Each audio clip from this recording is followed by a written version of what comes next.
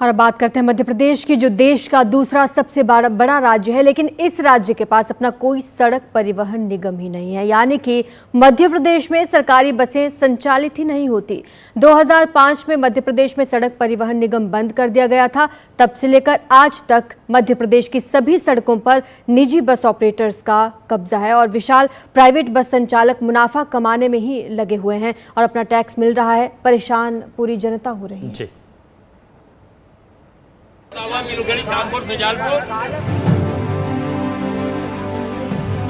तो 5 रुपया हम सीवर से घूम के वापस आ जाते। पहले सरकारी बस चलती थी, जब पहले कम था, बहुत समय पहले कम था, अब बढ़ गया।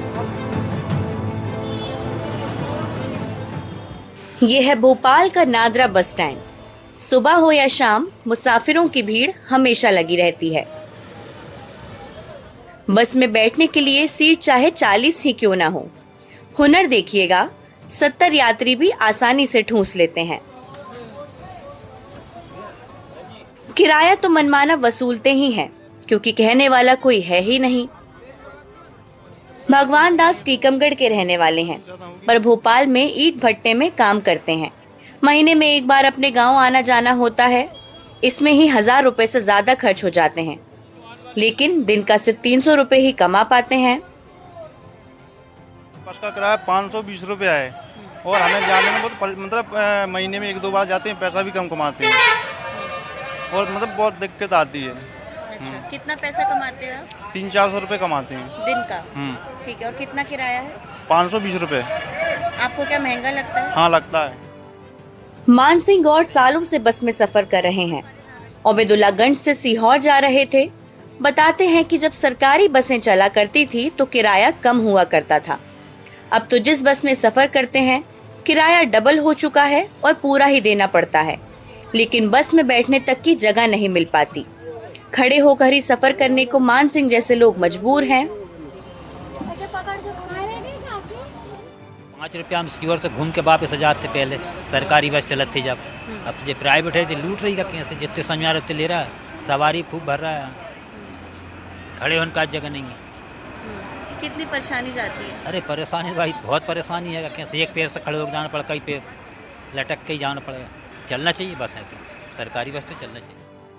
ये हालत सिर्फ भोपाल के बस स्टैंड के नहीं है। हमने दूर दराज इलाकों से भी बस में सफर कर रहे लोगों के साथ सफर भी किया, उनकी परेशानियां भी सुनी, जो कि कुछ इस तरह की थी। ये निजी बसेस हैं, किराया कितना महंगा लिया जाता है? कुछ ज्यादा लिया जाता है? जी जी जी, सही है। हाँ, वो तो डीजल पेट्रोल के हिसाब से लिया जाता है यहाँ। अच्छा, कितना किराया आप दे रहे हैं अभी? जैसे आष्टा से भोपाल गाड़ी चलती है तो 150 लेते हैं ये। अच्छा, हाँ, सरकारी बस होती तो कितना लिया जाता? सरकारी बस होती तो ये 100 पे पहुँच जाती है। 100 अच्छा, 110 रुपीज़, 100 से ज़्यादा नहीं लेते हैं। अच्छा, और ये व्यवस्थाएं बस में कैसी रहती हैं? सादा सवारियां भर ली जाती ये तो प्राइवेट है, प्राइवेट मालिक अपने हिसाब से चलाता है, वो किसी का बंधा हुआ नहीं रहता है। अच्छा, अच्छा, अच्छा। वो उसके हिसाब से किराया लेगा, उसके हिसाब से गाड़ी चलाएगा। कितना परेशानी जाती है जब महंगा होता है? परेशानी तो आती है मैम। मैं सीहोर से आ रहा हूँ, 70 रुपये लगे यहाँ भोपाल तक के। सरकारी बस होती तो ये 30-35 रुपये से ज़्यादा नहीं लगते। अच्छा। तो महंगा तो बहुत ज़्यादा है। दूसरी बसेस भी लेते होंगे तो क्या सवारियां ज़्यादा रहती हैं? कभी रहती हैं, कभी नहीं रहती हैं। अच्छा, ट्रैफिक के ऊपर है अभी। अच्छा। कभी ज़्यादा रहती हैं, कभी कम रहती हैं। साल 2005 में सड़क परिवहन निगम को घाटे में बताकर बंद कर दिया गया। इसका गजट नोटिफिकेशन आज तक जारी नहीं हुआ, लेकिन तब से कमान अब तक निजी ऑपरेटर्स के हाथों में है, जो धड़ल्ले से नियमों का उल्लंघन करने और अपनी मनमानी करने में जुटे हुए हैं। तत्कालीन बाबूलाल गौर सरकार ने ये फैसला लिया था। कहा गया कि परिवहन निगम 756 करोड़ के घाटे में है। देनदारियां 1033 करोड़ रुपए तक पहुंच गई थी। सड़क पर सरकारी बसें हैं ही नहीं, निजी बसें नियम तोड़कर ओवरलोड सवारियां भरकर सड़कों पर फर्राटे भर रही हैं। परमिट सालों पुराने हो चुके हैं, है भी या नहीं ये भी बड़ा सवाल है। फिटनेस चेक के नाम पर बस फॉर्मेलिटी निभाई जाती है। ये सब तब है जब राज्य में कई बड़े सड़क हादसे हो चुके हैं। 2021 में सीधी बस हादसे में 54 लोगों की मौत हो गई। गुना में हुए भीषण बस हादसे में 13 लोग जिंदा जले, कई घायल भी हुए। धार बस हादसे में 13 लोगों की मौत हुई। बालाघाट, पांडुना, राजगढ़ बस हादसों में दर्जनों लोग घायल हुए और कई की मौत भी हुई। हालांकि सरकार सड़क परिवहन व्यवस्था को फिर से शुरू करने पर विचार कर रही है। लंबे समय से हम लोग इस विषय में माननीय मुख्यमंत्री जी के निर्देश थे, उस पर हम लोग काम कर रहे हैं और मुख्यमंत्री जी का ये मानना है कि अगर संभावना बनती है तो ग्रामीण परिवहन को शुरू किया जाना चाहिए।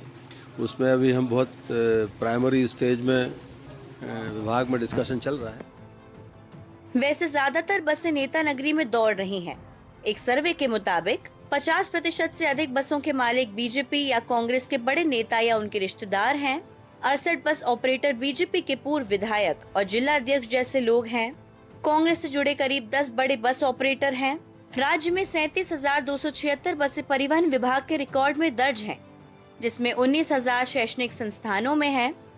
बाकी 18,276 यात्री बसें हैं, जिसमें 9,000 से ज्यादा नेताओं की है। मध्य प्रदेश एक बड़े क्षेत्रफल में फैला हुआ राज्य है, लेकिन 2005 से यहाँ सड़क परिवहन निगम नहीं है। अन्य राज्यों में जिस तरह लोगों की परेशानियाँ सरकारी बसों की सुविधा होने के कारण हल हो जाती है, यहाँ लंबी देनदारियों के कारण सड़क परिवहन निगम बंद हो गया था। अब सरकार इसे दोबारा शुरू करने पर विचार तो कर रही है, लेकिन क्या लोगों की परेशानियां इससे हल हो पाएंगी और क्या ठीक से इस बार ये सड़क परिवहन निगम संचालित हो पाएगा, ये एक बड़ा सवाल है। भोपाल से कैमरा पर्सन राजू बाथम के साथ अमृतांशी जोशी, एनडीटीवी।